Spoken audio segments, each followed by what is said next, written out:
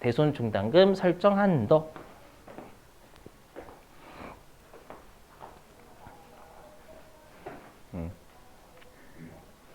자, 우리가 어저께 배웠던 거, 마지막에 배웠던 건 대손금.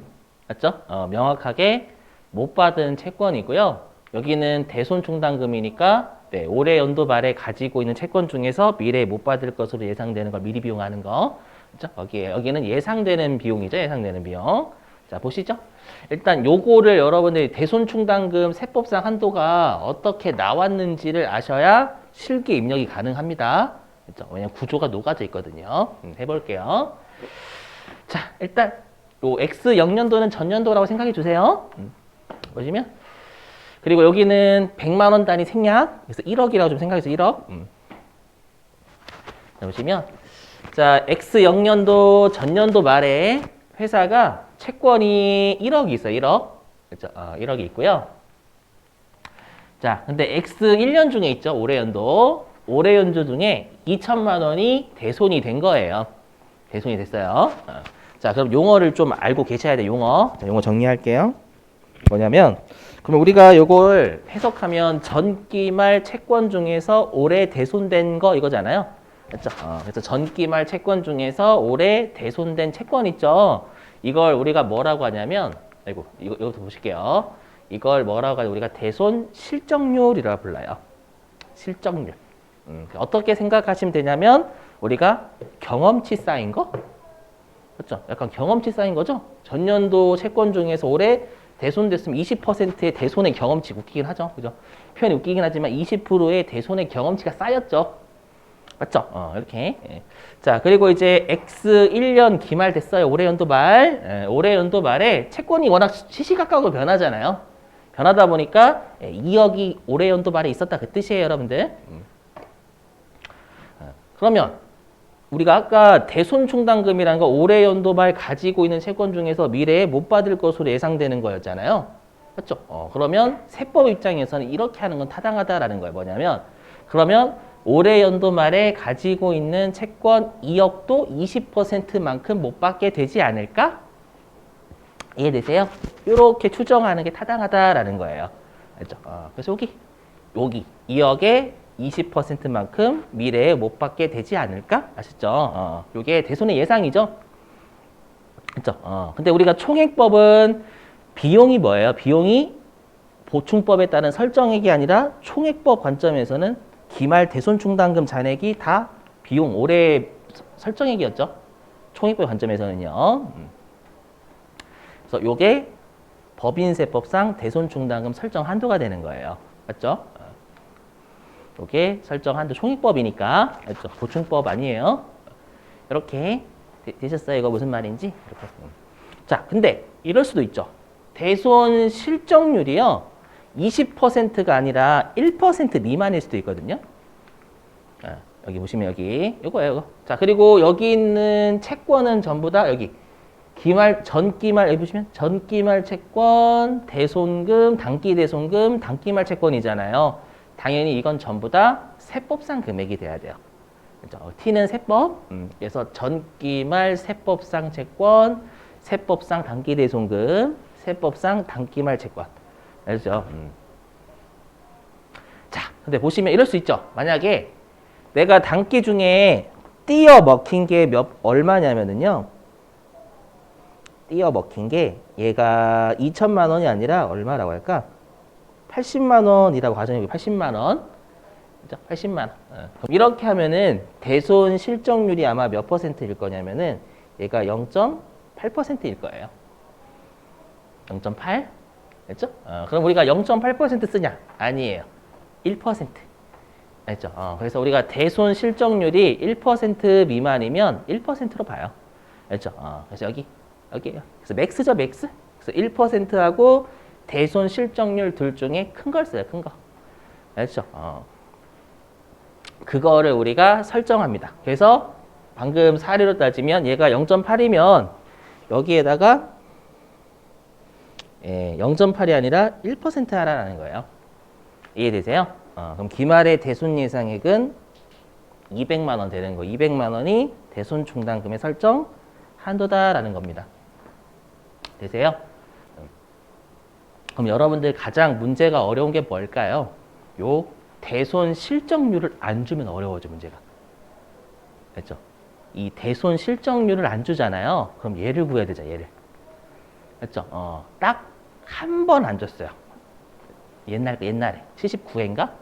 됐죠? 그때 한 번 안 주고요. 일반적으로 대손 실적률은 줍니다. 왜냐면 대손 실적률 구하는 게 제일 빡세요. 그렇죠? 여기 보시면 자, 대손 실적률 이렇게 구하는 거잖아. 여기 다시 지우고요.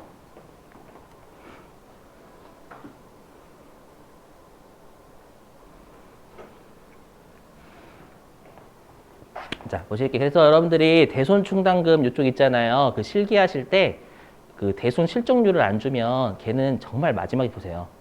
알겠죠? 그 거의 맞추기 힘들어요. 진짜 어려워요. 그렇죠? 딱 한 번 안 줬으니까 시험에서는 일반 대손 실적 줍니다. 자, 보시죠.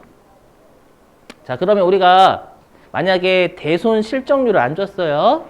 대손 실적률을 안 주면 뭐를 구해야 되냐면 세법상 전기말 채권, 세법상 단기대손금을 구해야 돼요. 되세요? 근데 만약에 대손 실적률을 줬어요. 저도 뭐는 구해야 될까요? 대손 실적률을 주면 전기말 세법상 채권, 단기대손금 구할 필요 없어요. 맞죠? 하지만 단기말 세법상 채권은 구해야 돼요. 알죠? 그래서 얘는 알고 계셔야 돼. 단기말 채권 구하는 거, 세법상 이거는 우리 이미 했었죠? 어떻게 하냐면 우리가 채권이라는 건 자산이니까 장부와 유보나 마이너스 유보 그걸로 우리가 세법상 자산부채 구했었잖아요, 여러분들. 그래서 보시면 자 여기 이거예요. 장부상 채권, 그렇죠? 여기에다가 자산의 유보는 세법이 많은 거니까 더하고요. 그렇죠? 여기엔 없지만 채권의 마이너스 유보는 빼야 되겠죠? 그죠? 끌게요. 이거 안 되겠다.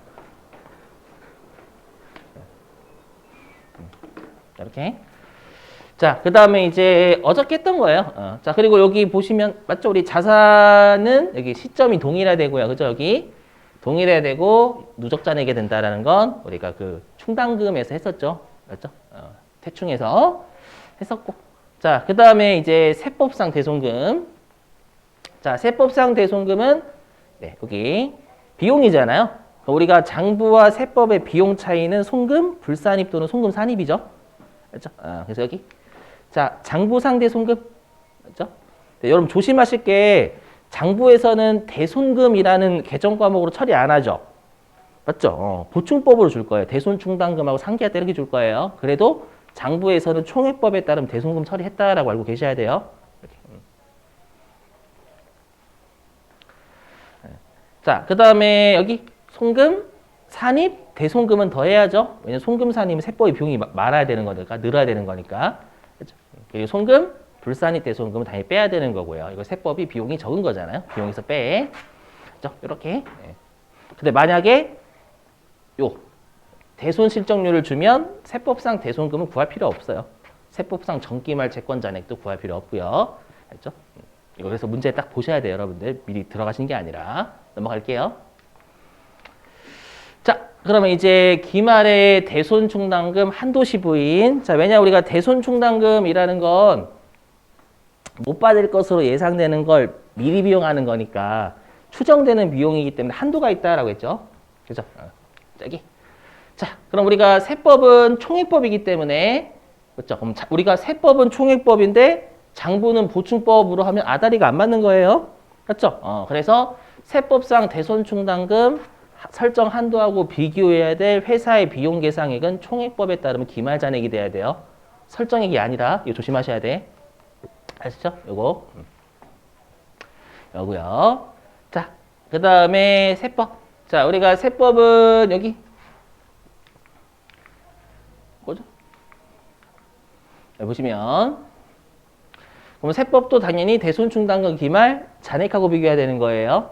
대손충당금 기말 잔액. 자, 근데 우리가 장부상 채권, 세법상 채권 이런 거 우리가 세법상 자산부채 같은 거 구할 때는 요렇게 우리가 단식부기를 했었죠. 저번에 우리가 퇴충 구할 때 연충이랑 맞죠? 요렇게 하시는 걸 추천드려요. 장부상 여기서 채권 장부상 채권 유보 맞죠? 장부상 채권, 유보는 더 해야죠. 채권의 유보, 자산의 유보는 세법이 많은 거니까. 그리고 여기에서 제외 채권은 뭐냐면 대손충당금 설정 안 되는 채권이 있어요. 걔를 이제 곧 배우시게 될 거고, 걔는 빼고요. 그렇게 하면 세법상 채권을 구할 수가 있어요. 근데 우리가 세법상 채권은 만약에 실적률을 안 주면 전기말 세법상 채권하고 단기말 세법상 채권을 구해야 되는 거잖아요. 맞죠? 자, 그럼 보시면 그러면 우리가 단기말은 어떻게 단기말이 누적이죠. 누적이니까 기초에다가 올해 연도 거 더하면 단기말이 되는 거죠. 맞죠?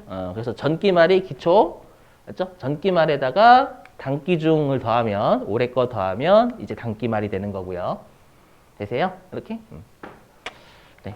그리고 이제 전기말 우리가 기억나시죠? 이쪽 충당금 시리즈들은 장부는 다 줘요. 장부는 다 주고 우리가 유보나 마이너스 유보는 과거만 주고 과거만. 그렇죠? 이렇게 제외 채권을 문제에서 줄 거고요. 그럼 여기에다 대입하시라는 얘기 숫자를. 자, 그리고 이제 장부상 우리 단기 중에 채권은 워낙 많이 변화하잖아요. 많이 변화하니까 우리가 단기 중에 채권의 내역은 줄 수가 없어요. 알죠? 그래서 전기말 채권과 단기말 장부상 채권은 다 줘요. 시험에서. 알죠? 걱정하지 마시고. 하지만 우리가 유보나 마이너스 유보는 특별한 회사가 이상하게 처리할 때만 발생하는 거잖아요. 맞죠? 그래서 유보나 마이너스 유보는 단기 중 거를 건바이 건으로 구하셔야 돼요. 맞죠? 이 건바이 건으로 구하셔야 된다는 얘기예요. 그래서 우리가 기초 유보에다가 단기 중 유보 누적하면 단기말 우리가 유보가 채권의 유보가 되는 거죠. 이렇게 하시는 거고. 자, 그다음에 제외 채권은 문제에서 줄 거니까 이건 컴퓨터가 알아서 구해 줄 거예요. 그렇죠? 이렇게 하면 우리가 대손 실적률 안 주면 여기 전기말 세법상 채권 여기 있고 단기말 세법상 채권 요거 보시면 되겠죠? 그죠? 이렇게. 근데 만약에 실적률을 주면 얘는 안 구하셔도 되는 거고요. 자, 그리고 이제 대손 실적률은 아까 했었죠? 대손 실적률은 최소 1%, 1%가 최소 맞죠? 0.8%, 1% 보는 거니까 이렇게. 자, 그리고 대손 실적률 구하는 공식 이거였죠. 전기말 세법상 채권 중 올해 실제 떼어 먹힌 거. 맞죠? 떼어 먹힌 경험치 쌓인 비율 이렇게. 여기 있었고요. 자, 그 다음에 이제 대손 충당금 기말 잔액 어떻게 구하자 이거였죠? 한도 세법상 단기말 채권. 맞죠? 여기에다가 대손 설정률 그게 1%하고 실적률 둘 중에 큰 거. 자, 그래서 여기 가로 1에서 가로 2를 뺐어요. 여기. 자, 세법상 한도가 만약에 50원인데 장부가 70 적었대요. 그러면 이거 한도 초과죠? 맞죠? 한도 초과고. 대손 충당금 한도 초과는 일단 비용을 회사가 많이 적은 거니까 송금, 불산이. 맞죠? 그리고 대손 충당금 자산의 차감 계정 부채니까 유보 이렇게 해. 맞죠? 이렇게 구하시면 되겠고. 그러면 질문. 만약에 이게 한도 미달이면 세무조항 있을까요? 없을까요? 그렇죠? 없죠. 왜냐면 결산조정사항이니까. 그렇죠? 결산조정사항은 한도보다 미달하게 좀 세법 인정하는 거잖아요. 맞죠? 그래서 한도 미달이면 세무조항 없는 거에서 한도 미달 여기다 안 넣은 거예요. 아셨죠? 이렇게. 가시고. 자, 됐고요. 자, 그 다음에 이제 그럼 요거 해볼게요. 우리가 여태까지 했고, 이 제외채권 좀 할게요. 제외채권. 자, 제외채권 좀 하면, 우리가 제외채권은 말 그대로 대손충당금 설정할 때 제외되는 채권이에요. 자, 여기. 이것도 해야 되겠다. 뭐냐면, 우리가 채권에는 당연히 매출세액도 포함이 되죠? 내가 만약에 100원의 외상으로 매출했으면 110원의 채권이 있는 거잖아요. 부가가치까지 하면. 당연히 매출세액은 포함돼야 돼요, 채권에. 자, 그리고 요거 동일인에 대해서 채권과 채무가 동시에 있는 경우. 자, 이 보실게요, 여기. 우리가 저번에 가지급금하고 가수금 있었잖아요. 우리 가지급금하고 가수금이 채권 채무죠. 맞죠? 채권 채무가 있으면 항상 누구한테 유리하게 해준다라고 했냐면 법인한테. 맞죠? 왜냐면 이거 말 문제로 물어보거든요. 그래서 여기 보시면 이해. 자, 그러면 이제 보실게요. 우리가 이 한도가 커지면 커질수록 법인한테 유리해요, 불리해요? 지금 이 한도는 뭐죠? 비용의 한도잖아요, 비용의 한도. 비용의 한도가 커질수록 유리해요, 당연히 회사 입장에서는. 맞죠? 이해되세요? 그러면 자, 보실게요. 그럼 여기 채권이 커지는 게 한도가 커지죠? 여기 채권이 커지는 게 한도가 커지고 채권 채무를 퉁쳐버리면 얘가 적어지잖아요. 맞죠? 그럼 법인 입장에서 뭐가 유리할까요? 퉁치는 거, 퉁 안 친 거. 퉁 안 친 거. 맞죠? 퉁 안 치면 채권이 그대로 여기 다 들어가는 거잖아요. 이해되세요? 그래서 여기 그래서 동일인에 대한 채권 채무가 동시에 있으면 원칙은 상계하지 않아요. 여기는 상계하지 않아요. 이해되세요? 무슨 말인지? 상계하지 않고요.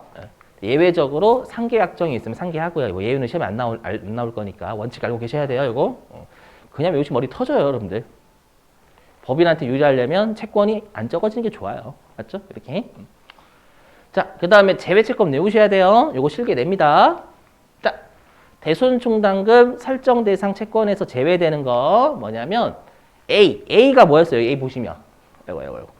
A는 우리가 대손금에서도 인정하지 않는 채권이었죠. 위에 가지급금하고 우리가 어저께 했던 보증채무, 대입연재. 기억나세요? 우리가 대손금은 못 받을 것으로 예상되는 채권이에요? 아니면 못 받은 거예요, 실제로? 대손금. 그죠? 못 받은 거죠?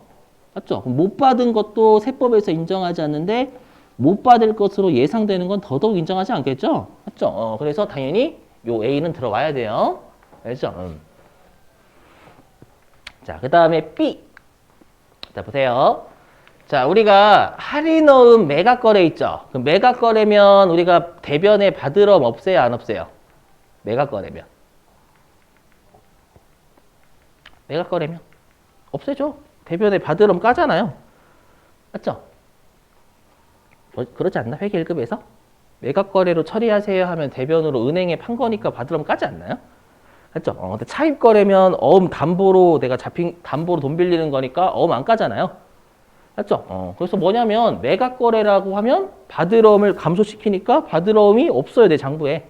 채권이 없으니까 당연히 매각거래면 채권이 없으니까 네, 우리가 제외채권이죠. 채권이 나한테 없는데 어떻게 설정을 해요? 이해되세요?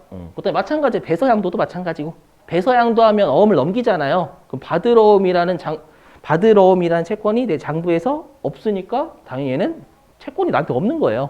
그렇기 때문에 설정을 못 해요. 무슨 말인지 이해되셨어요? 그래서 B는 왜 제외 채권이냐면 내 장부에서 그 받으러움이라는 채권이 없기 때문에 그래요. 되셨죠?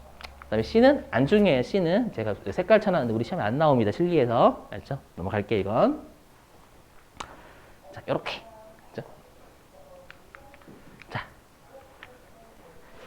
자, 이제 입력하는 방법 설명